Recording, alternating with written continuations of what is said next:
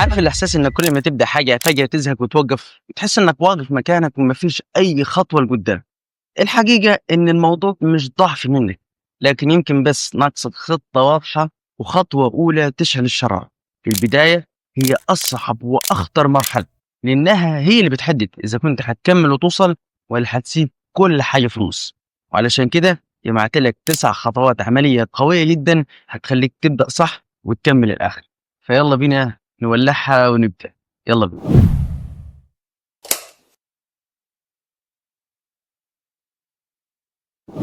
السلام عليكم. بص، أي رحلة نجاح في الدنيا بتبدأ بخطوة أولى، بس قبل الخطوة دي لازم يكون عندك وضوح وترتيب وخطة تمشي عليها. الخطوات اللي هقول لك عليها دلوقتي زي السلم، كل درجة هتطلعها هتقربك من حلمك. فخلينا نبدأ بأول خطوة. الخطوة الأولى، حدد هدفك بوضوح. قبل ما تتحرك لازم تبقى عارف أنت رايح فين.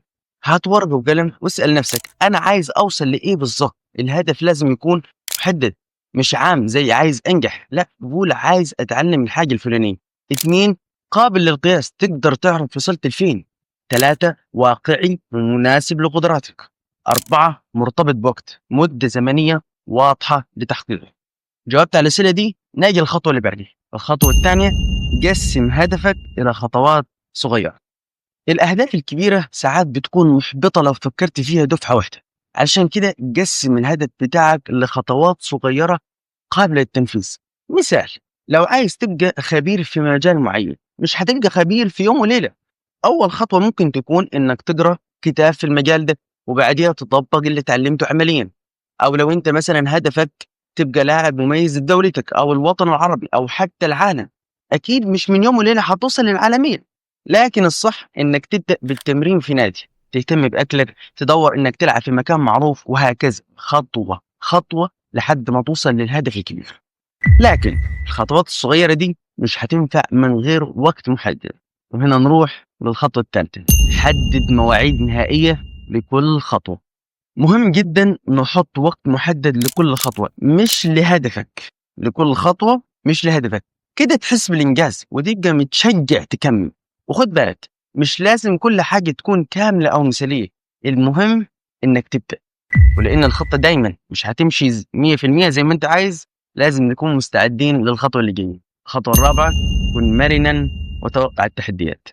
لازم تعرف إن مش كل حاجة هتمشي زي ما أنت مخطط ليها، طبيعي التحديات والعقبات هتظهر، لكن كل ما تتجاوزها هتكون أقوى وهتقرب أكتر لهدفك. يبقى لازم تكون مستعد للتكيف مع الوضع ده، وكمان خليك مستعد إنك تعدل خطتك لو احتجت لكده، بس ما توقفش. وطالما العقبات موجودة، يبقى الحل الوحيد إنك تبدأ. ودي الخطوة الخامسة، ابدأ الآن. أول خطوة دايما هي الأصعب لكنها الأهم، فابدأ حتى لو مش متأكد من كل التفاصيل، المسار بيوضح مع الوقت. ولو في حاجة مش فاهمها ابحث وتعلمها، لكن الأهم إنك تبدأ دلوقتي.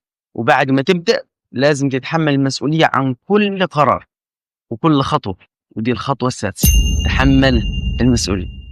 أنت صاحب هدفك، يبقى لازم تكون مسؤول عن كل خطوة حتى لو الطريق صعب ومحبط. خليك فاكر إن كل خطوة هتقويك، واسأل نفسك كل يوم أنا عملت إيه النهاردة يقربني من هدفي. ولأن المسؤولية من غير متابعة مش هتجيب نتيجة. فخلينا نروح للخطوة السابعة، تابع تقدمك. ودي حاجة مهمة جدا جدا جدا عشان تعرف أنت وصلت لفين. فلازم تراقب التقدم بتاعك بشكل دوري، ولو في حاجة مش ماشية زي ما كنت متوقع عدل عليها عادي، مفيش مشاكل. كمان لازم تسجل إنجازات حتى ولو كانت صغيرة، لأنها هي دي اللي بتديك طاقة إنك تكمل. لكن كل المتابعة محتاجة صفة أساسية، الصفة دي هي الصبر. ودي الخطوة الثامنة، تحلى بالصبر. النجاح زي ما قلنا مش بيجي من يوم وليلة، انت في رحلة ولازم تركز على الاستمرارية مش على النتائج السريعة الفورية. ومهما كانت التحديات اصبر واستمر، لان كل يوم بتخطو فيه خطوة صغيرة بيزقك خطوة للوصول لهدفك. ولأن الصبر لوحده مش كفاية، لازم كمان تحافظ على تركيزك وما تسيبش نفسك للتشتيت. وهي دي الخطوة التاسعة والأخيرة، تجنب التشتيت. خلي هدفك في مقدمة أولوياتك، سيبك من التفكير السلبي أنت مش هتنجح وأن الطريق صعب. بلاش الكلام ده، طول ما أنت تدعي وبتجتهد ربنا سبحانه وتعالى مش هيضيّع مجهودك. سيبك من الناس اللي بتنتقدك، هم نفسهم اللي هيباركوا لك بكرة. حافظ على تركيزك وخلّي هدفك هو البوصلة بتاعتك.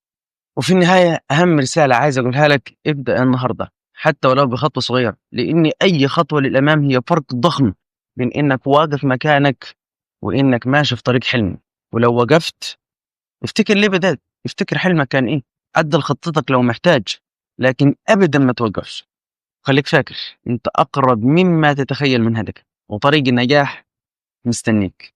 ما تنساش بقى تعمل لايك وتشترك في القناة وتفعل زر الجرس وتسيبنا تعليق بقى أو موضوع حابب نتكلم فيه، وابعت الفيديو لكل حبايبي. والأهم ما تنساش تصلي على النبي. أخوكم محمد أبو السعود، ألقاكم في فيديو جديد وحديث جديد من أحاديث تهمك. سلام عليكم.